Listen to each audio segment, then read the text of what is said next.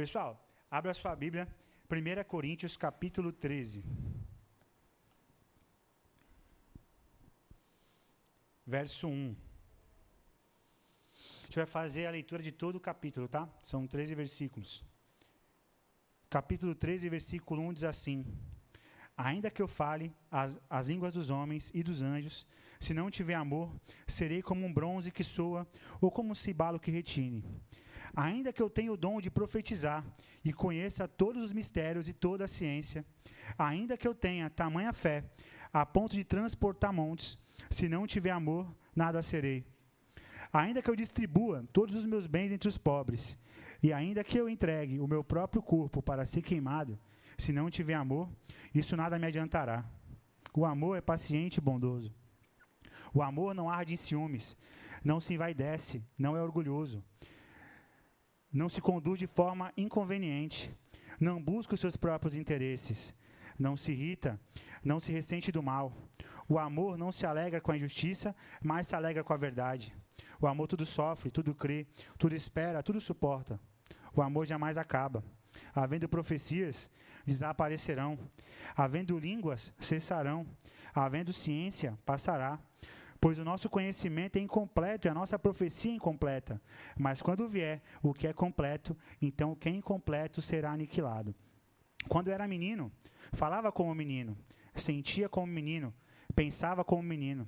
Quando cheguei a ser homem, desisti das coisas próprias de menino, porque agora vemos como num espelho de forma obscura. Depois veremos face a face. Agora meu conhecimento é incompleto, depois conhecerei como também sou conhecido. Agora, pois, permanecem a fé, a esperança e o amor. Esses três, porém, o maior deles é o amor. Vamos orar mais uma vez? Pai querido, nós te agradecemos, Pai, por toda a tua provisão, teu cuidado e amor, Pai, sobre nós. Pedimos que o Senhor possa continuar falando conosco, continuar nos ensinando, continuar nos mostrando verdades especiais, Senhor. Peço a Ti que o Senhor possa usar, meu Pai, esses próximos 15, 20 minutos para poder direcionar, meu Pai, nossos corações a viver de forma que agrada ao Senhor.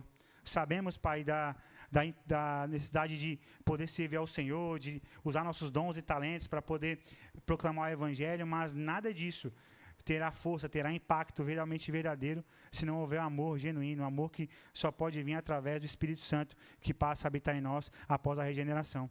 Então eu peço ao Senhor, Pai, que o Senhor possa continuar nos mostrando qual o caminho que nós devemos seguir para honrar e glorificar o Teu santo nome nessa noite. É que eu te peço e te agradeço em nome de Jesus. Amém e amém.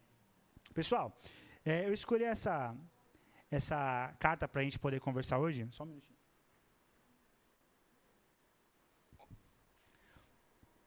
Porque essa epístola de 1 Coríntios, ela vai trabalhar muitos problemas. Ela é uma resposta a vários problemas que o apóstolo Paulo ele vem trabalhar com essa igreja. Então, ele vai pegar desde o comecinho e vai ponto a ponto trabalhando várias questões. Então, a igreja de Corinto, ela é uma igreja que ela foi marcada por imaturidade e por diversas divisões. A cidade de Corinto era uma cidade que era muito rica. E aí, por isso, havia muitas pessoas ali de várias culturas diferentes, onde havia, então, uma questão de filosofias espalhadas ali, que geravam vários conflitos. Era uma cidade ali, um local muito idólatra. Eles adoravam ali, cultuavam, né, com prostituição no templo de Afrodite, além dela ser marcada por essa disputa intelectual, especialmente filosófica. Mas foi nesse ambiente que o apóstolo Paulo plantou essa igreja. Igreja essa que ele planta, fica ali por um tempo, depois ele vai para Éfeso, e de Éfeso ele escreve essa carta. E ele escreve essa carta respondendo algumas questões que são cruciais.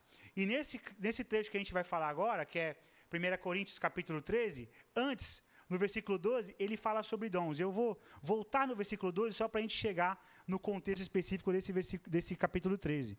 Então, 1 Coríntios capítulo 12, no verso 27, diz assim, ora, vocês são o corpo de Cristo, e individualmente, membros desse corpo. A uns, Deus estabeleceu na igreja, primeiramente apóstolos, em segundo lugar, profetas, em terceiro lugar, mestres, depois operadores de milagres, depois os que têm dons de cura, ou de ajudar, ou de administrar, ou de falar em variedade de línguas. Será que todos são apóstolos? Será que todos são profetas? Será que todos são mestres? Será que todos são operadores de milagre? Todos têm dom de cura? Todos falam em línguas? Todos têm dom de interpretar essas línguas? Entretanto, procurem com zelo os melhores dons. E eu passo a mostrar-lhes um caminho ainda mais excelente. Então, ele está falando de vários dons ali.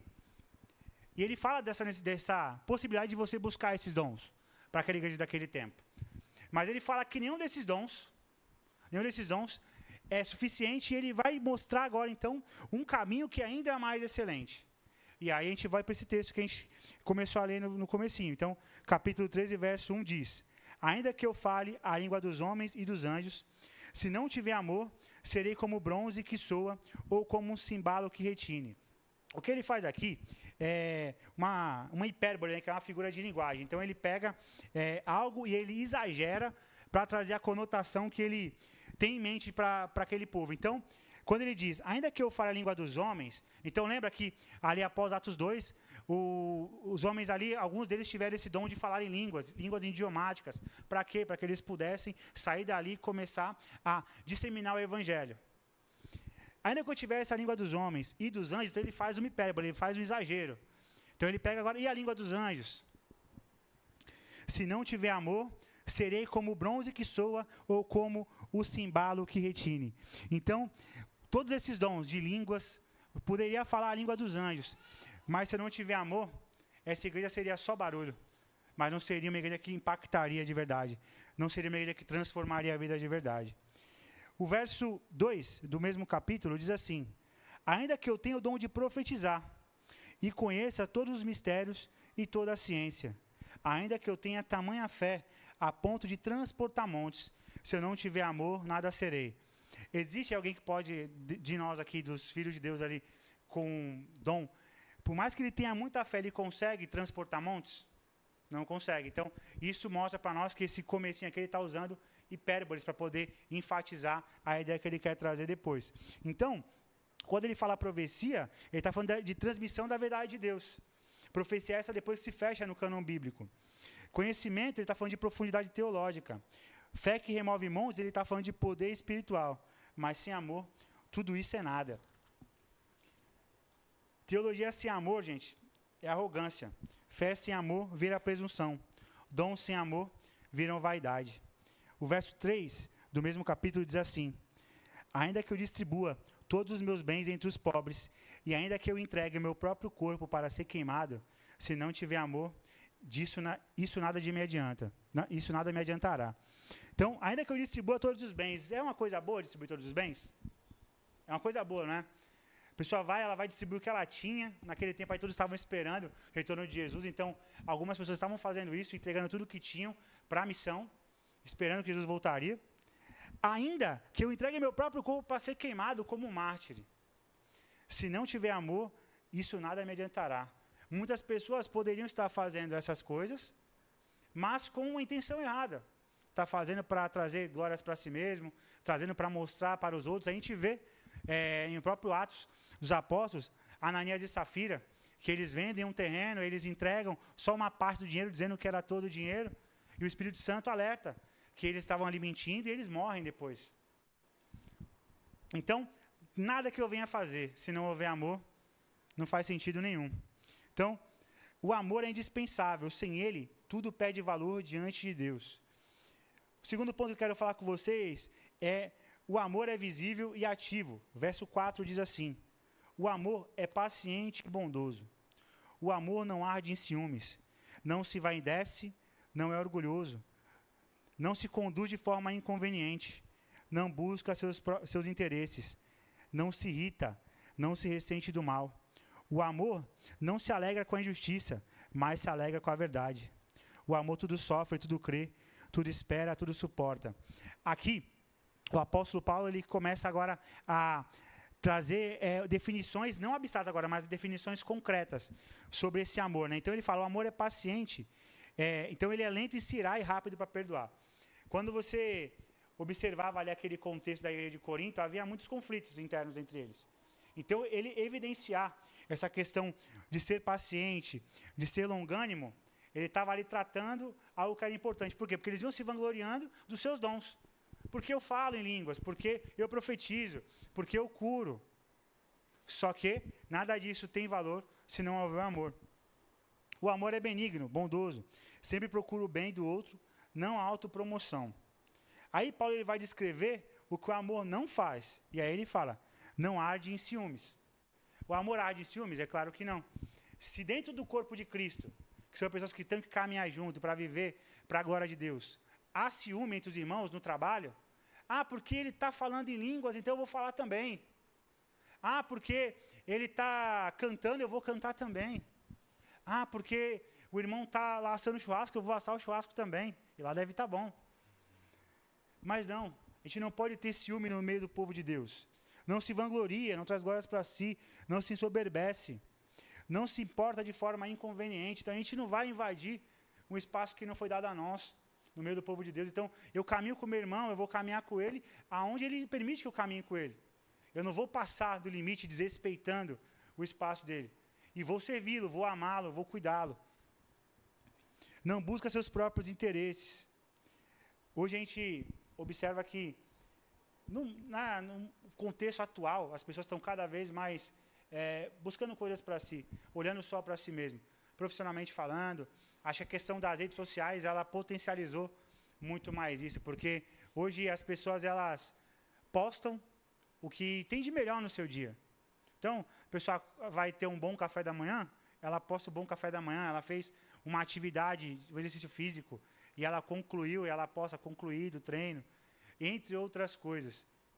Porém, para as pessoas que estão ali consumindo esse conteúdo, muitas vezes ela acha que aquilo ali é um mundo perfeito, e ela passa agora a buscar, viver essas mesmas coisas, só que de forma que ela passa talvez até a perder a qualidade de vida própria, porque ela está querendo ser algo que não é a vez dela ser, não é o momento dela ser.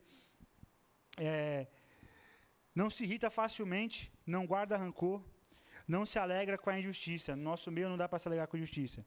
Mas ele depois enfatiza o que o amor faz. Então o amor, ele se alegra com a verdade. Então, por exemplo, lá nós vimos um conflito que estava sendo levado, na carta de 1 Coríntios, que estava sendo levado para um juiz fora, para ser julgado. E aí, o apóstolo Paulo fala que não, que tudo tem que ser tratado dentro do ambiente de igreja, junto com os irmãos. Por quê? Porque é uma vergonha. Nós, filhos de Deus, nós que estamos caminhando com Cristo, nós chegará um momento que iremos estar lá para julgar esse povo, que é os ímpios. E o que acontece nessa questão? A gente está trazendo agora o pessoal de fora para julgar os irmãos aqui dentro. Isso está errado. Então, a gente vai se alegrar com a verdade. Então, o que acontece? Está tendo um conflito. A gente não quer destruir, a gente quer trazer paz, trazer alegria. Então, a gente vai solucionar o conflito. A gente vai cuidar dessas pessoas. Tudo sofre, então ele suporta, tudo crê, tudo espera e tudo suporta. Não, suporta, repetiu.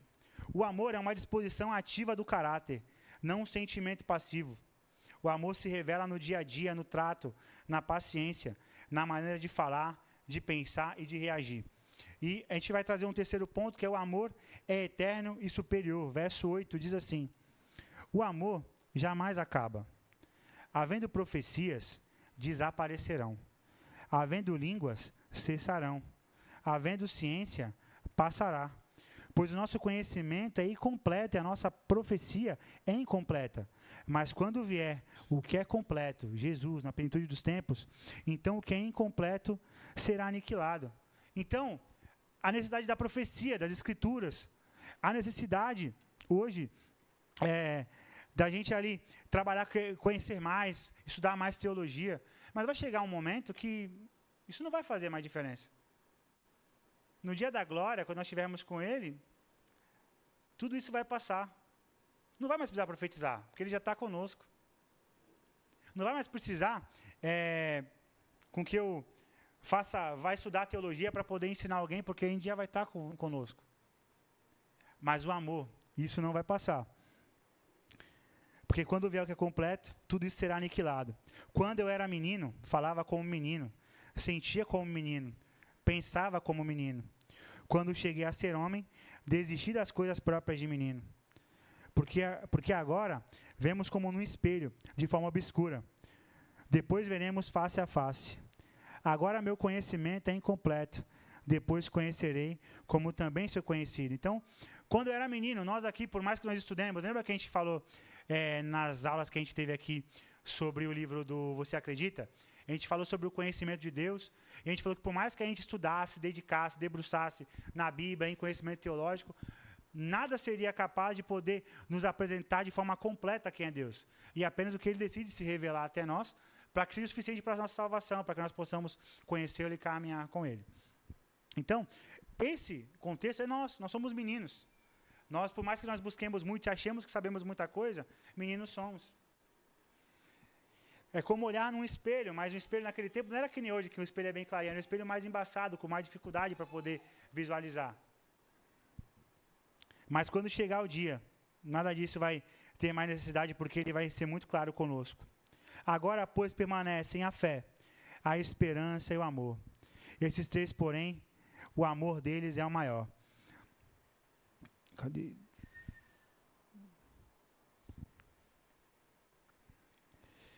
A fé, ela vai acabar porque a fé é a esperança daquilo que você não vê. Nós vamos ver Cristo depois. A esperança acabará porque a esperança, a gente está esperando algo. Eu espero algo que vai vir, ele vai voltar. Mas o amor, ele vai continuar para toda a eternidade. O amor é o maior porque é o próprio caráter eterno de Deus derramado no coração de seus filhos. O capítulo 13 não é um texto romântico, ele é um texto cirúrgico para corrigir uma igreja orgulhosa. Ele aponta não para uma emoção, mas para uma forma de viver. E Paulo termina nos lembrando que a marca mais elevada da maturidade espiritual não é o dom que exercemos, mas o amor com que vivemos com nossos irmãos. E eu queria trazer 3 aplicações para nós essa noite. Examine a motivação do seu serviço. O que você faz para Deus, para os seus irmãos? A motivação está a glorificar o Senhor? Quando você vai investir tempo no teu devocional diário, quando você vai investir tempo em um aconselhamento, a tua motivação é glorificar a Deus de verdade? Porque a gente pode fazer coisas boas, a gente pode usar nossos dons de forma extraordinária. Mas se não houver amor, se o coração não estiver no lugar certo, Deus não recebe. Você vai chegar no dia e na hora, e Ele vai falar, aparta de mim porque eu não te conheço. 2, pratique o amor de forma deliberada. Escolha conscientemente ser paciente, bondoso, perdoador, generoso e verdadeiro, especialmente com aqueles que te irritam e te confrontam. O amor, gente, é uma escolha, é uma decisão. Eu decido amar meu irmão, mesmo que meu irmão não seja alguém fácil. Vocês acham que eu sou fácil? Eu não sou fácil, com certeza. Minha esposa, você não é fácil, esposa. Só que a gente decidiu se amar. A gente decidiu que a gente vai passar por cima de todas as dificuldades, para que a gente possa esperar o Senhor juntos.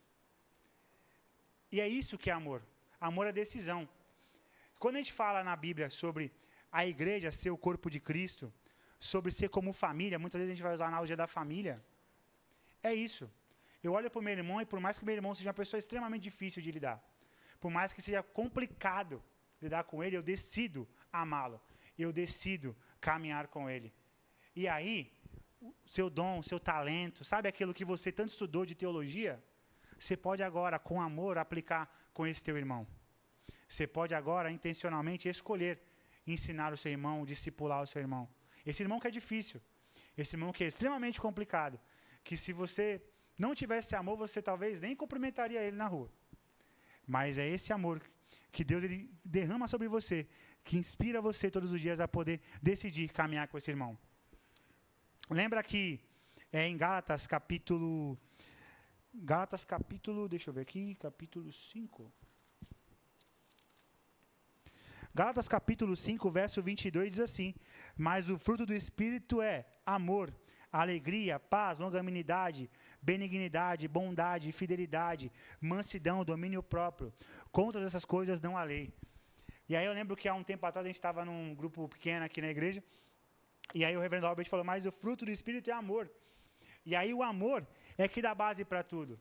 O amor é alegre, o amor traz paz, o amor é longânimo, o amor é benigno. Se há amor, meu irmão, você tem paciência com o teu irmão, por mais que ele seja uma pessoa difícil. Se há amor, você é fiel. Se há amor, você tem domínio próprio, mesmo quando você tem vontade de esmurrar aquela pessoa.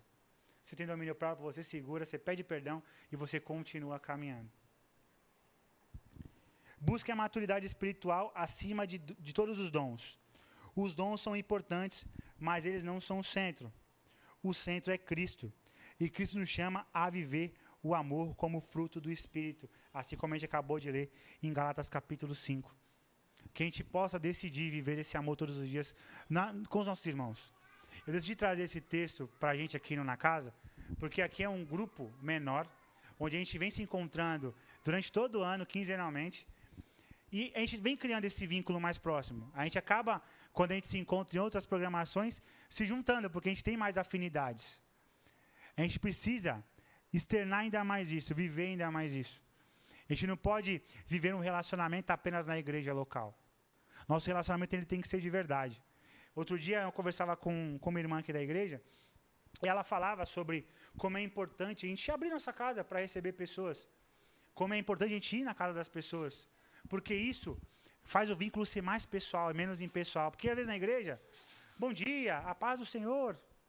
Mas é isso. Como você está? Mas você pergunta como você está já saindo.